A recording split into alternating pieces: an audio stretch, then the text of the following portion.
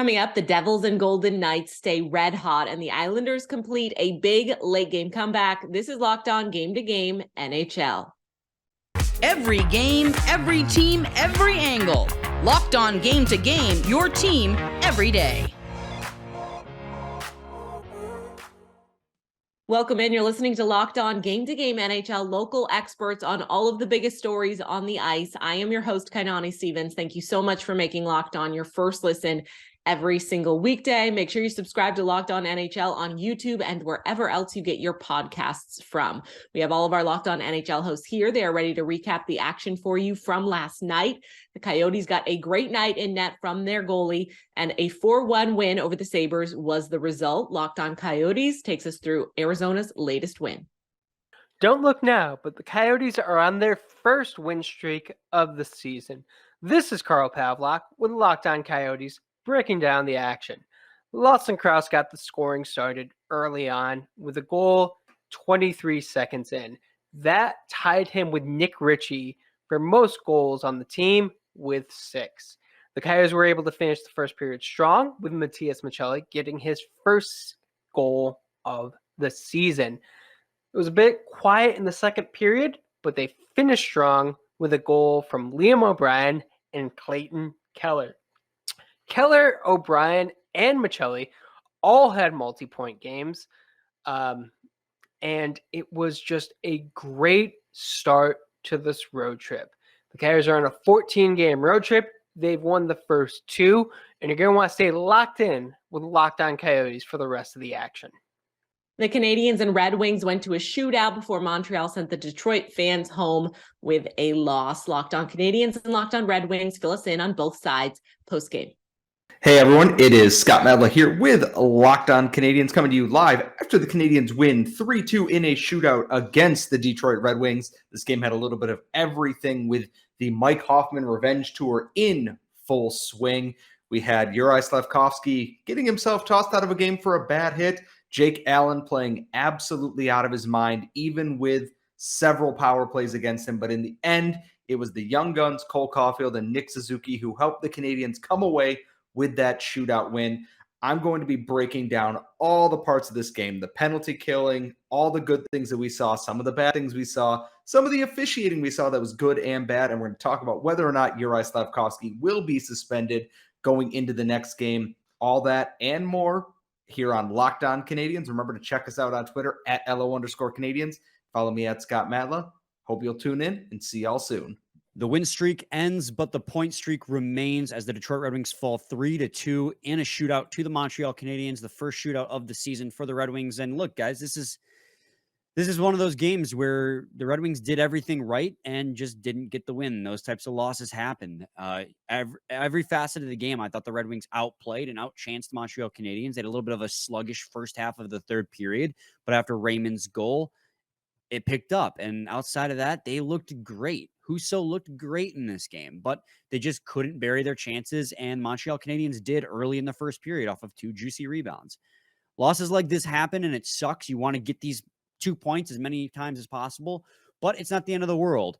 They got another point in this game, and now you're riding a 4-game point streak, and the team honestly looked pretty good. So I'll break the whole thing down for you on tonight's episode of Locked On Red Wings. The Islanders dug deep in the third period to complete a massive comeback against their division rival, the New York Rangers. Locked On Islanders and Rangers take us through that dramatic finish. Another comeback for the New York Islanders. Gil Martin of Locked On Islanders here. The Islanders overcome a 3-1 deficit after 2 periods, get 3 in the third, and beat the New York Rangers in regulation 4-3 back-to-back. Come from behind wins for the Isles. And I'll tell you, it's not sustainable to play poorly for 2 periods and then rely on a big third period comeback. But it shows this team doesn't quit. They have heart, determination, and the ability to pick things up when they need to pick up their game in clutch situations. Goaltending by Semyon Varlamov kept the Islanders in this game. And then all of a sudden in the third period, the Islanders adjusted to the Rangers' speed and started to create plays, and all of a sudden, they get the game winner on a controversial goal in the last 3.5 minutes. For more, listen to and watch the Locked On Islanders podcast with me, Gil Martin, wherever you get your podcasts. The New York Rangers just keep finding ways to lose. What is going on, everybody? This is John Chick with Locked On New York Rangers, and the Rangers just coming off of a disappointing, again, home loss, again, to the New York Islanders 4-3, taking a 2-goal lead into the third period, again, still losing again. And I know a lot of people, the game was tied late in this game, 3-3, and Capo Caco was so obviously tripped by the Islanders, and 3 or 4 seconds later, it leads to a goal. The refs didn't call it. But the bottom line, and if you're a Ranger fan and you're mad about that call, you have every right to be mad about that call. But it should have never come to that. The Rangers just were not ready to go in the third period, let the Islanders back into the game. A game where the Rangers were basically skating circles around them for the first 40 minutes. I know the Islanders have been a really good third period team this season. That continued tonight. But, I mean, the Rangers just... It's just the antithesis of what we saw last year, where the Rangers always bounced back from a loss last year, where they were always at their best in the third period, really kind of bared down in big-time clutch situations, and we're just not seeing it this year. And, man, it's got to turn sooner rather than later. But we're going to talk about it all on the next episode of Locked On New York Rangers. Do not miss it. Coming up, the struggles continue for the Blues and the Senators. This is Locked On Game to Game NHL. Today's edition of Locked On Game to Game is brought to you by Athletic Greens. This is a product that I use pretty much every single day. I started taking AG1 to help with my immune system, keep myself healthy. It works with any diet that you're on, including gluten-free, vegan, dairy-free, whatever it is. It's important to include a multivitamin in your diet. AG1 makes that super simple and easy to do. Right now, it's time to reclaim your health and arm your immune system with convenient daily nutrition. It's just 1 scoop in a cup of water every day.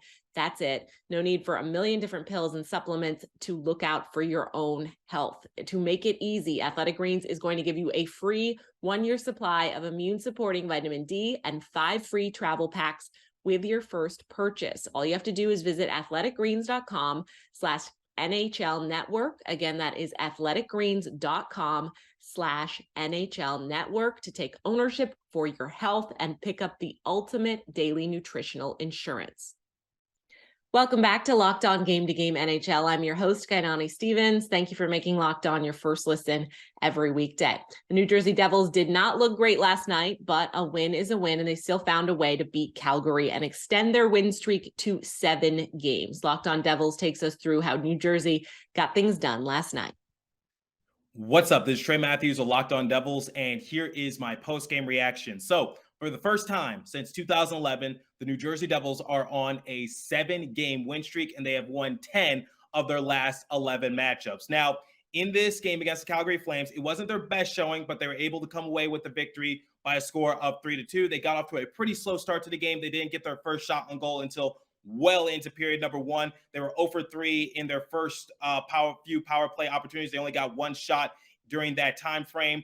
And what happened? It was just a story of decent two-way play from Ryan Graves, Dougie Hamilton, and also our captain, Nico Hischier. He is now up to 5 games in recording a point. He has 5 goals and 4 assists during that time frame. Vitek Vanecek has also done one great job in between the pipes for the New Jersey Devils once again, making grade A saves and just keeping the Devils in it and competitive and just coming up big when they need them the most. The New Jersey Devils on the docket, they have the Ottawa Senators, they got the Arizona Coyotes, and then they got the Montreal Canadiens. So can they extend their win streak up to 10 games? Well, we're just going to have to wait and see, but it's looking pretty promising for them right now. The St. Louis Blues are another team that's seriously struggling right now to get wins, and their losing streak extended to 8 games after they fell to the Flyers when they unloaded for a 5-1 win yesterday. Locked On Flyers gives us all of the final details. Felix Sandstrom finally got his first NHL win, starting the game last minute in relief of an under-the-weather Carter Hart. He made 28 saves in this one. Hi, this is Rachel Donner from the Locked On Flyers podcast with your quick reaction to the Flyers' 5-1 win over the St. Louis Blues. The Blues were definitely ready for a fight. They dropped the gloves early, but the Flyers had the advantage in the underlying numbers and the shots in the first period, despite no score. The Flyers haven't often had a big lead to protect, but they sure did that in this one. Not only did they make some excellent passing plays to put the puck in the net all game, but they played a pretty solid defensive game to keep the lead late in the contest.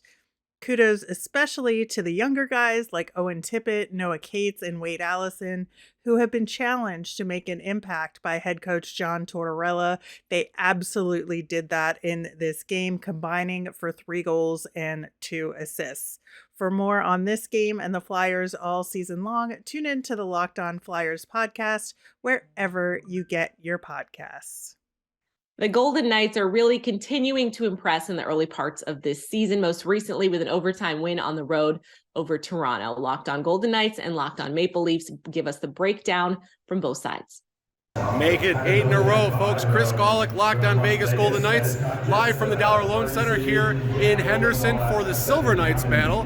But more importantly, folks, the Golden Knights did not 7 out, make it 8 straight victories. An amazing come from behind overtime defeat of the Toronto Maple Leafs.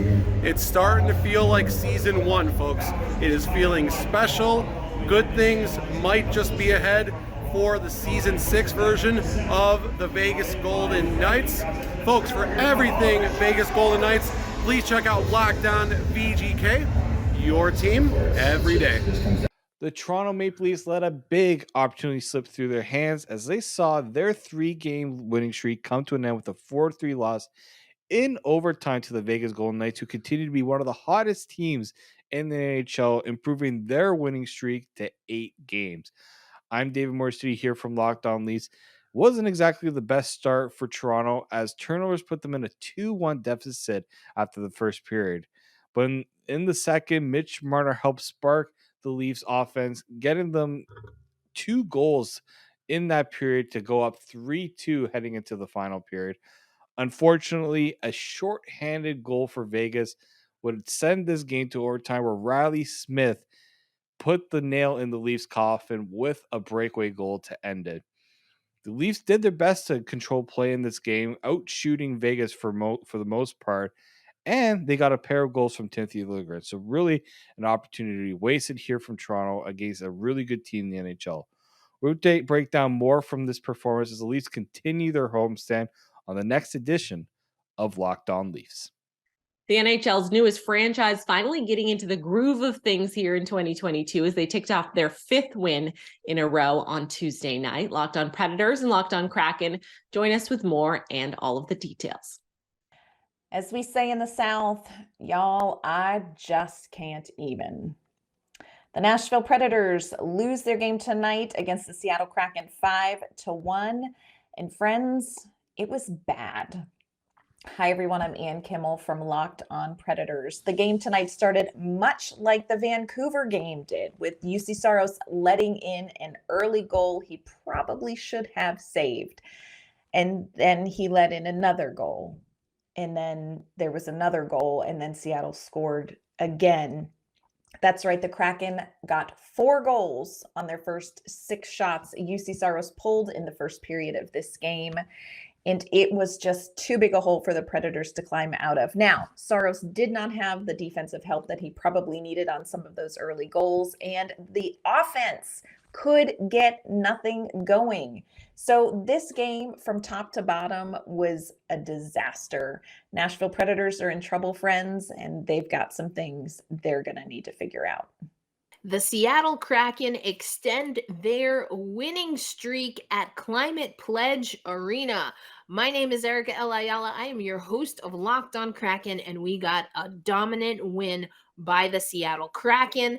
The Seattle Kraken put up a 4 spot on Saros and the Nashville Predators, giving the home crowd something to cheer about. Play lithium. Let's go. We had 20 shots, 5 goals overall on 20 shots on goal. We had 4 goals on 10 shots in the first period alone.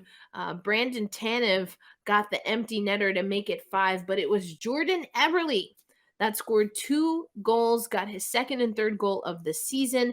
We pushed UC Saros out of this game and get a big win at Climate Pledge Arena. Now, we'll see if we can keep the streak alive. Make sure you tune in to Locked On Kraken for more on this game and what the upcoming schedule is looking like. That's all for today on Locked On Game to Game NHL. Thank you for making Locked On your first listen every weekday. Make sure that you subscribe to Locked On NHL and your favorite team's Locked On podcast on YouTube and wherever else that you get your podcasts from. I'm Kainani Stevens. This has been Locked On Game to Game.